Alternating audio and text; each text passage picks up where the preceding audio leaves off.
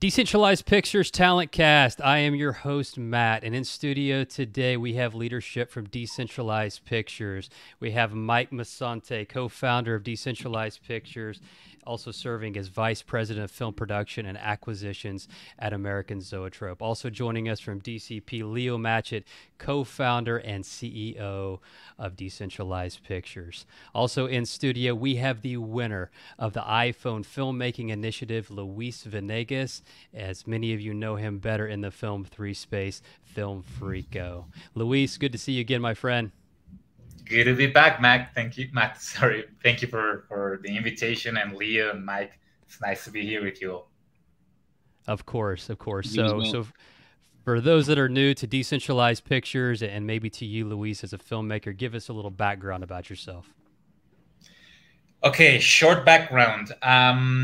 Well, my full name is Luis Enrique Vanegas in Spanish. I'm a Colombian filmmaker. I am crazy about genre filmmaking, meaning I love horror, sci-fi, fantasy, and most of everything metaphysics, like embedded into these genres.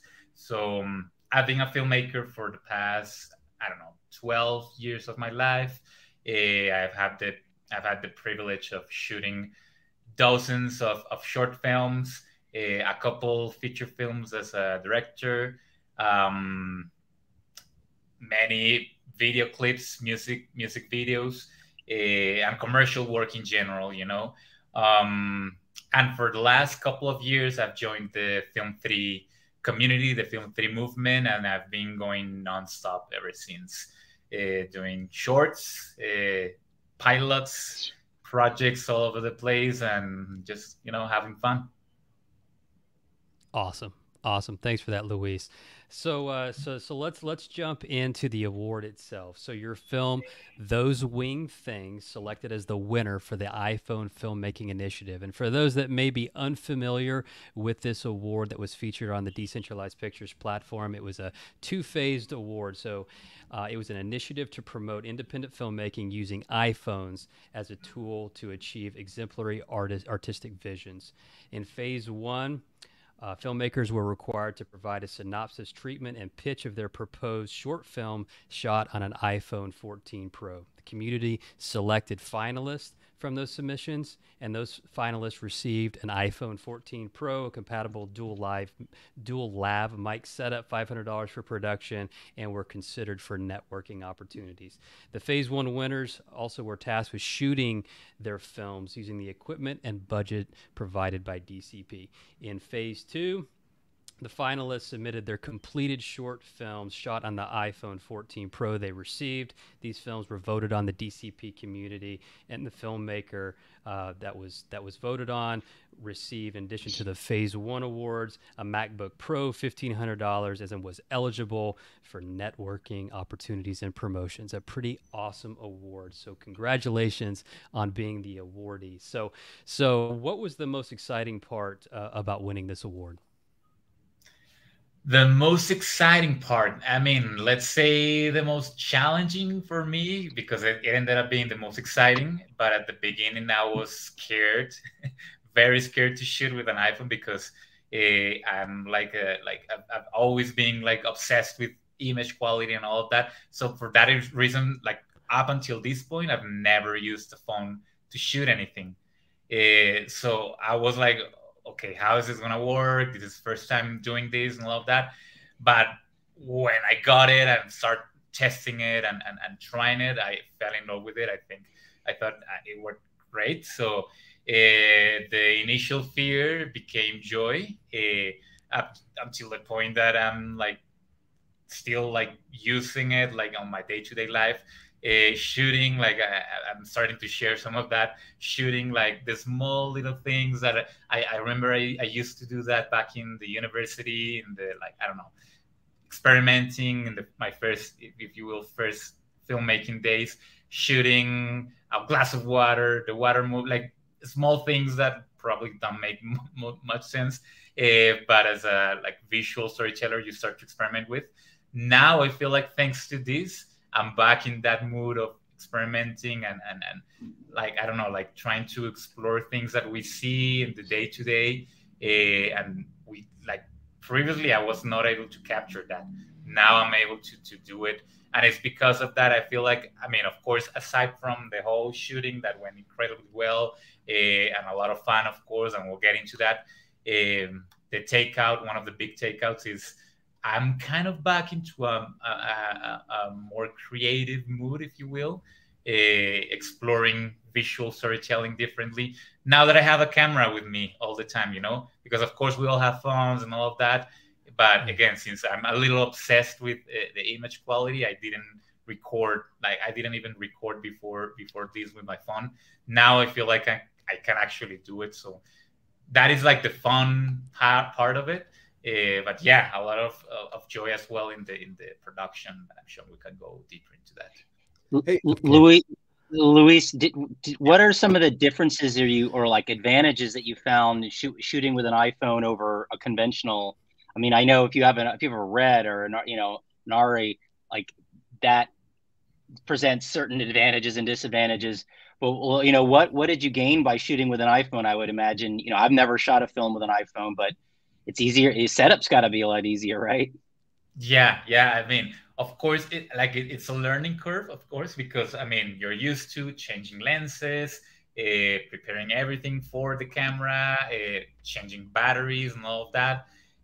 One particular thing that happened here and that blew my mind is that I think we shot from, I don't know, something like 6 a.m. up until 9 p.m. or something like that. And by the end of it, the battery was not even half of it. Like my mind was blown. Like the thing was like working smoothly all the time. So we didn't have to worry about changing batteries and the gripping, of course, like all the camera setting being so small, like it facilitates a lot more. Of course, like you have to change the mentality of changing lenses and because of course you can change lenses within the iPhone, of course. But I wanted to give it a try with the main camera. So I had to rethink the narrative storytelling in terms of, okay, we're going to work with this specific lens for, I don't know, 90% of the shots. So let's think of how do we do it. That means I'm going to have to get closer to the actors in specific points, and getting so close with actors is sometimes not possible with bigger cameras. So that's a huge plus. But yeah, in general, it was much more easy. I actually had to rig the iPhone on a shoulder mount because I'm used to, like when I operate camera, I'm used to having the weight on my shoulder. I feel like it helps in the movements and all of that. So I ended up like putting it on. But there were some shots, and actually we have some behind the scenes footage of that I literally used it on my handheld, and it worked just as well. So it might have just been me being old school with the gears and all of that. But I mean, yeah, it was like for sure a learning, wonderful experience. I'd be curious. Tell me about your setup. In terms of the settings on the camera, were you recording RAW? What was it? Compared to just someone first-time iPhone user opening the camera app, how did you tweak, the settings in terms of trying to generate the best video quality? And then a second part to that question is, how did that workflow end up for you? When you had your footage and you started trying to import it into your editing suite, was it simple? Anything you can share with folks that are going to do some experimenting with iPhone shooting, tips that you learned or whatnot to get the best image and to create the best workflow? Sure. I think there's a great tip that I can give people. I mean, on the day-to-day, now that I'm using it and that I'm learning how to use it more, because yeah, we got it like, I don't know, a week before or something like that. So now I've known much better the camera and all of that. So what I'm doing right now is I'm using it on these new iPhones have this cinematic mode. that works really great. Not only, this might just be my perception, but not only in the depth of field that it creates, the digital depth of field that is really good as well. Like the background and selecting the subjects and all of that. But also, I don't know, it softens the image a little bit.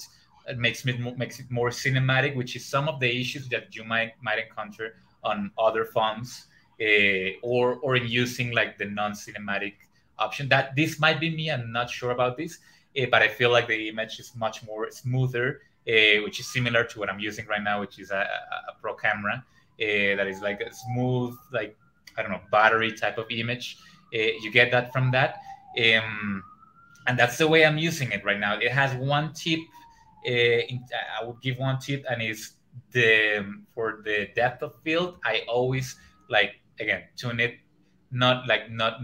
It has some sort of aperture, if you will, setting that defines the depth of field that you're gonna get, the digital depth of field. What I do is take it all the way down to between, I don't know, 11 and 16. That way you still get that depth of field, but for me it feels more natural and less, I don't know, less defocused, if you will. I don't know. For me, I feel like that, and I received that tip from a fellow filmmaker that works a lot with the iPhone and shoots a lot with it. And that was the tip that I got from him. It worked really great. It works really great. What I did on the shoot, because I didn't have like enough practice or test time, there's this one legendary application that smartphone filmmakers use, or have used for a long time. Oh my God, I forgot the name. Well, let's not promote it as well. There's an application, like a pro application, that like replicates the settings of a traditional, if you will, cinema camera. So you get to play with the different settings, the ISO, the exposure, like all the different things that you want to control within the camera that are like similar to how you would work on a traditional camera. They're there. So that's what I used for the short, for those wing things. But in retrospective, now using the iPhone more, I think it's better built for using that cinematic mode on the original application of the camera of the iPhone. But either way, it worked really great. I think the image looked amazing, and then the post-production process went smooth. Like, the good thing is that, and that is one of the selling points for me, is that these devices now have the option to record on Apple ProRes. I think I even recorded on 444 something, which is like the highest quality of ProRes on 4K. So it was able to retain the most quality, because some of the issues that you would encounter when recording with mobile devices, and even with some DSLR cameras, is that they will only allow you to record on H.265 or MP4 files that are not ideal, like are good for like storage, but in terms of handling color and working with them afterwards in post-production, are not ideal. So it's great that you get the option on this iPhone to record in ProRes for this professional work, but you still can record on the MP4 files or H.264 or 65 when you don't need like this higher like, I don't know, storage and quality image. So yeah, like it worked really great. And then I like working on it on the post-production software. I use DaVinci Resolve, which is like a standard now. I've been working on that software for years now. I think, I don't know, 6-8 years now. So I'm used to it, and it happens to work really great with the iPhone. And yeah, I did a little retouching there and the color correction, and I think it worked really great. I was surprised by the quality. Awesome. Right. Awesome. So Cool. Luis, I want to ask you. So thanks for all those, a lot of great technical tips there for folks that are looking to create a film similar to this. So let's back up a little bit and talk about when the award was first announced, the iPhone Filmmaking Initiative Award. What was the inspiration behind writing this story and the message behind this story? Very powerful story. So I will say, before you answer that question, for those of you that have not seen it, that are watching this recording, go out onto Decentralized Pictures. If you don't have an account, create an account. All the finalists are captured within a creative query, and go watch those winged things. It's a very good use of your time. A beautiful film. Go, Luis. I appreciate the words, Matt. Yeah, I mean, for me in this case with those winged things, I wanted to explore the dynamics, the complex dynamics of fathers and sons, and the emotional complexities that type of relationship carries. Like, of course, depending on cultures and all of that, but I feel like it's a thing that can easily transcend different cultures and so on. And I know in Colombia it's a very common thing, where the relationship between father and son can sometimes be complicated on the expressing your emotions side of things, you know. So I wanted to explore that topic, knowing, of course, that like previous generations and maybe still, who knows, the society here has been very patriarchal. Is that the word? I'm correct on that? Yep. Yeah. Patriarchal. Yep. Very patriarchal. Thank you. So, and that has led to that type of dynamic. So I wanted to explore that, also because I wanted to go back a little bit into some of the roots of what I did when I started in the Film 3 community, which was Elena, which is a very, I don't know, dramatic, emotional film that combines both the drama of life and family with the magic of metaphysics and philosophy and all of that. So I wanted to go back a little bit to that, because all the previous films that we were doing with the community and all that were more oriented towards horror and fantasy, and exploring like more like still with drama and all of that. But I wanted to go back a little bit into that theme that was Elena. And you could say Those Winged Things drops a little bit on that like theme of love within the family, but in this case it explores, as I'm saying, the complexities of this type of relationship. So I wanted to explore that. That was the main thing. I wrote a script initially. By the way, I have like it happens sometimes. This is gonna be weird, so bear with me. Some of the inspiration for my stories come from my girlfriend. She like has this sensitivity type of thing, like spiritual connection. So she often like does this different type of I don't know, processes and meditations and so on. So I was like, okay, I need to make a film. What do you think we should do?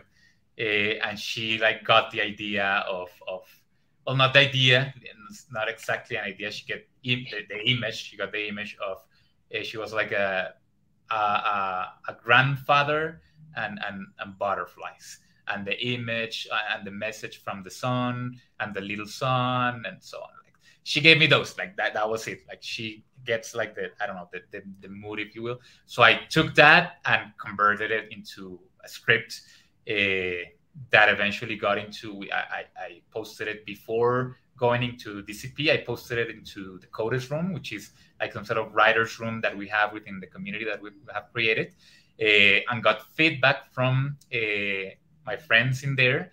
They helped me improve it a lot, with commentaries, with I don't know, suggestions, if you will.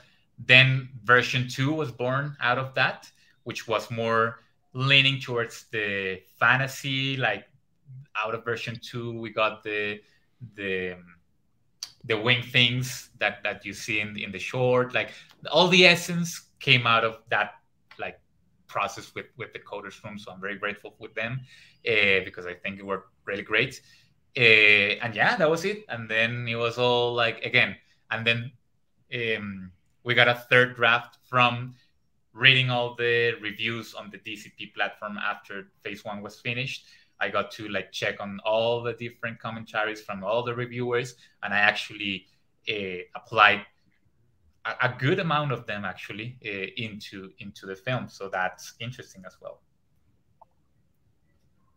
That's great. That's great. I love to know that, you know, some of the comments, and obviously it's up to you to take what you want and incorporate it. But it's good to hear that you actually enjoyed and liked some of the comments and wanted to incorporate them. Yeah, it was a great process for me, like because I mean, the comments were so spot on. Like, it's not like, oh, your short is terrible or something like that. It's like, okay, maybe you should look into this and see what if the relationship or between the characters is this or that, or what if you could showcase more. Why is there like I remember, I think Patrick was the one leaving this commentary. The reason, like, be more explicit on why is the little girl watching this video. So I tried to incorporate that into her character and her enjoying watching this, and then eventually incorporating that into her drawing and all the process she's doing. So like, not only helped me like improve the script in general, but also the characters, and it went into my mindset on how to work with the actors on set, thinking of those. Like that's one, but we got a lot of feedback from the DCP community as well, so that I ended up like applying, like I usually don't, because I'm a little stubborn in my ideas. But I found out that here the commentary was very objective and very constructive, so ended up using it a lot actually. Yeah, that's great. You know, great to hear. I mean, obviously, a lot of filmmakers can sometimes be a little bit reticent about, you know, taking notes or having somebody interfere with their creative process, but it's a healthy thing. And you know, you as the filmmaker, as Leo said, you can take it or leave it, but it also, it just gives you a different perspective on your original idea, and that can be very very constructive and positive for filmmakers. So, you know, it's a good thing to be open to, and you know, particularly like where you get the same note again and again, you know, and again and again. So that can make you stop and think about things. And I always think that's a very constructive, and it's not always easy, but it's definitely positive. So, and it's positive again when the people that are giving the notes are doing it in an earnest way, and they're doing it with great care and great respect. So I'm glad that you experienced that on the site. That's what it's one of the things that DCP is about. Yeah, it was great. It was great, and shout out to all the reviewers, because it helped a lot. Hopefully, because I feel like over time the reviews have been getting better. I mean, in general in the platform. For me as a filmmaker, just a little tip: the reviews that worked the most were the most specific, like this scene or this character in particular could use this and that. You know, that for me works a lot more than just saying, I think this doesn't work, or I don't like it, and that's it. You know, yeah. If the reviews are specific, they're very helpful. Of course, if there's like something general, you'll find your way to see what's happening there. But if the more specific they are, the more useful they're going to be for filmmakers.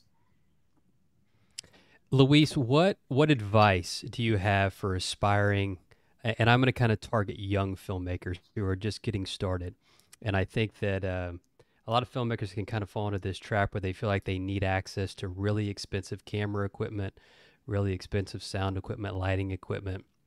They need all this expensive gear to create a great film. So based on what has just transpired, the film that you've created with those winged things using an iPhone Pro 14, supplied lav mics, what's your advice to them on really what's behind creating a great film? My advice behind, wow, that's a tough one. Creating a great film, I would say, like, go with your gut. Uh, like, I mean, let's broke it into two things. One, just go do it. Like literally that, like this meme from this actor, I forgot the name, that he's doing this, just do it, do it, do it. It's like that. It's literally like that. Just go out and do it. I remember uh, like back in the day, even when I was starting and learning, let's say, for instance, because I started a good chunk of my beginnings, if you will, in filmmaking were learning VFX. I was drawn into it.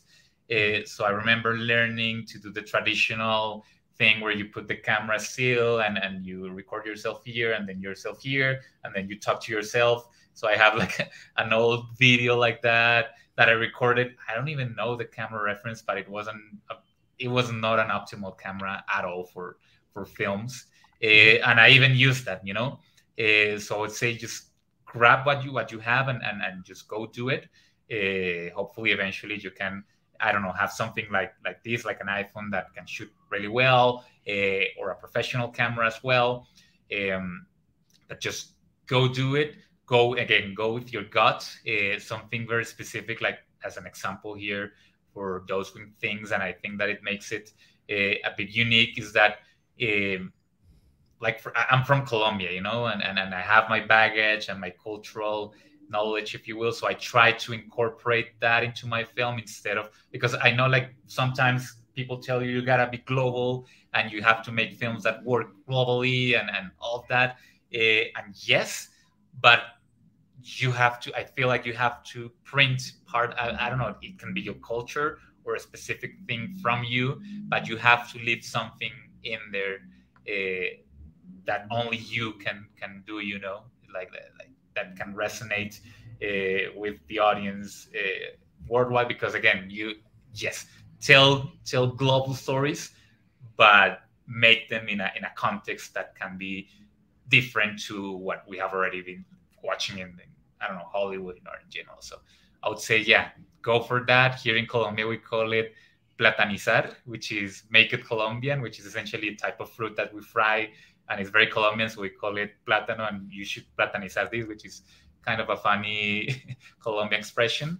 Just give it that like little thing, and in this case, like I think it works really great in making the film different to other films, stand out a little bit. Excellent. All right. I love hearing that too. I was a filmmaker. You got to get out there and just do it. And even if things don't go the way that you hope, and you get knocked back a little bit, and you feel like you failed, or whatever. Failure is not a destination, right? It's just, it's a waypoint. So it teaches you and you learn so much, and then you apply that to the next thing. So you got to get out there and just do it. That's a great attitude and an approach. You need that drive in filmmaking. So I love hearing that. Yeah, I know. It has to. You have to go out and do it. I remember funny experience here. I remember one of my first shorts. I actually like got a camera from the university and got into, like, with no permissions or anything, got into, and they had demolished this construction, so there were a lot of debris and I don't know, rocks. Called friends, had them lay there and act dead or whatever, and even got people from the street, hey, do you want to act here? And I mean, now in retrospective, I'm like, what was I thinking? But back in the day, like, it worked, and we ended up making a film. That was one of the first ones I made. But just like going for it, whatever happens will happen, and it'll work most likely for the film, and it'll teach you as well how to somehow face the real world, because you will not, like, of course there's a lot to learn on YouTube and all these tutorials that you find online, but until you get out there and actually try it yourself, you're not gonna actually learn it fully, because you have to face different things that you gotta face in the real world, So yeah, that would be the advice. Go for it and just do it. Love it, Luis. Thank you so much. So, all right. Well, that pretty much wraps it up for this talent cast. Thanks again, Luis, for joining us. We do have a couple live rounds currently on the Decentralized Pictures platform. Mike, Leo, would you like to speak to those couple live rounds real quickly for the audience to hear about? Yeah, sure. I can. There's this winged thing that keeps bugging me as I'm sitting here. It just keeps flying around. It's like this fly, you know, by my head. Maybe it knows we're talking about those wing things right now. We just launched the Keslow Camera Award today. I don't think it goes live until Friday, but breaking news. Awesome. Now up on the site, so you can go read about it. It's $70,000 worth of credits for rentals at Keslow camera locations, and there's about a half a dozen or so locations around the country and in Canada. And so there's 5 different awardees. One of them is for a $25,000 camera credit for a project. There's a $15,000 camera credit, and then there's 3 $10,000 camera credits. So, you know, that could go a long way towards a film, whether it's a short or a feature film. You know, $25,000 camera credit is, and they have other equipment there too. They rent lenses and whatnot. So yeah, Keslow is really eager to support, you know, up and coming filmmakers and filmmakers from backgrounds that haven't had as much exposure. And so we're very excited to be partnering with them to offer that. We are taking pitches from the community. You know, at the very least, you have to do a little video about why it would be helpful for you as a filmmaker to have this credit, and then also a small sample of your work. That can be a short film or a sizzle of some of the work you've done. And yeah, let's get the community out and vote, and 5 people will get to, you know, get some gear, and that those credits will go towards the rental for the project, which is very exciting. So yeah. And if I can add a couple of things, that the credits are good for a year from when they're awarded, right? And also a portion, as Leo alluded to, a portion of those awards will be designated, you know, exclusively for filmmakers from underserved communities. So we want to give some opportunities where there should have been but haven't been in the past. And then, and you know, one thing we really love about this award is it's something that can be used or can be provide an opportunity to not just producers, you know, or directors, but you know, we're inviting cinematographers and you know, gaffers and other members of crew. You know, you can keep that credit in your back pocket, and if you're up for a project, you know, you can say, hey, I've got a $25,000 credit at Keslow Camera, so this can help and be a line item and help with the line item in the budget. So we're excited about that it's also opening up and providing opportunities to more crew members. Awesome. And also live still on the platform is Roman Coppola's That Film I Made Award. Still taking submissions there, and then also the Sidewinder Films Completion Funds Award. So be sure and check those out. Yep. And then and a couple of things about Roman's award. It's for any film of any length, 2 minutes or greater, and a film that you've made in the last 5 years. So I'm sure we know that a lot of people have films that have gone to festival and done the festival run, or that maybe they use them. You know, it could be a music video, could be a short, could be a feature, could be a corporate video if they have the rights to that. But go and submit, and you get a cash grant of $2,500 plus mentorship from Roman for your next project and your career in general. So that's really exciting. And Sidewinder Films Completion Funds Award is up to $200,000 for finishing funds for a feature project. Yeah, and it doesn't need to be a film as well. It could be a music video, any content commercial that you've created over the last 5 years. For the Roman Coppola Award. Yeah, sorry, for the Roman Coppola Award. Also, we're going to be launching the next screenplay rent assistance grant as well. I think on Friday. So yeah, stay tuned for that. If you have some treatments or pitches for a project that you want to have some extra cash to help develop, or pay some bills while you go out and write it, or pay for a trip to the Caribbean to go spend it on a secluded island and get into the right mindset to create and write your script, it's a good chance to get a little extra cash to do something like that. Perfect. Perfect. A lot of action at Decentralized Pictures. So, well, thank you, Leo, Mike, Luis. Congratulations again with your win with the iPhone filmmaking initiative. So good to see you, and best of luck on all your future films. Thanks, Matt. I'm sure we'll see more from you very soon. And congrats again, Luis. Great film. Thank you, Leo. Thank you, Matt. Congratulations. Yeah, we're very proud of you. Thanks. Thank all right. you so See much. you guys. Right. Thanks, Bye. everyone. Thanks, Matt. Thanks. Bye.